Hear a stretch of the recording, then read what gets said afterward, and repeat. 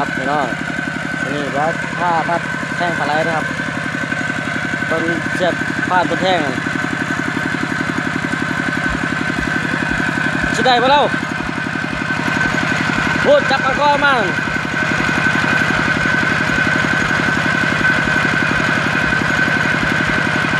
มากันเลยสิพวกเราครับ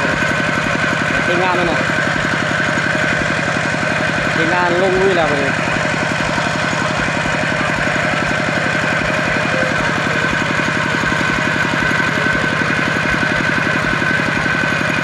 คือว่ากันได้หู้มัน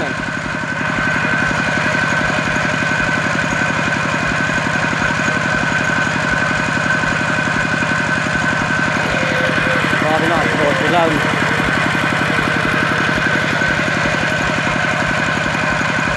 เป็นเสียงผมกับอะไรเปิดเด้อถ้าพุ่นใช้งานพุ่นเพิ่นมีงานครับเพราะว่ามันอยู่ใกล้ๆกันครับก็เลยเสียงมาตั้งทีเด้อ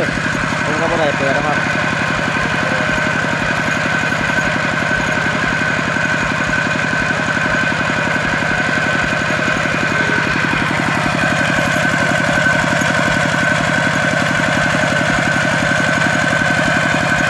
เด็กจังน้อยกับ16แล้วล่ะ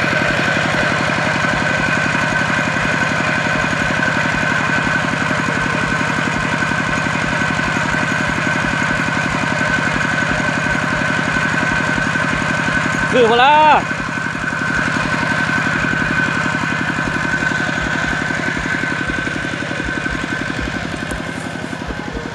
โอ้กับตกเนาะ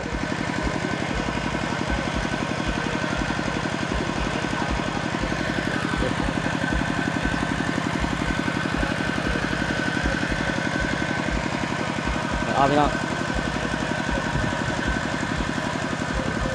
นี่ดูแท่งตัวบุกก้อนนี่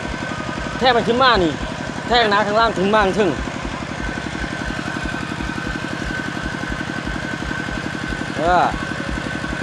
กระสุนนี่ครับบ่ได้นะบุญเลยเตะทอ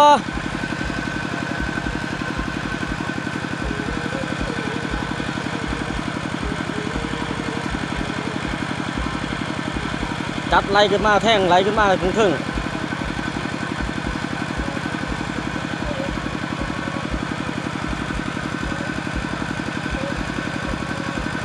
เดี๋ยวมันก็แล่นขึ้นมานี่ใช้หัว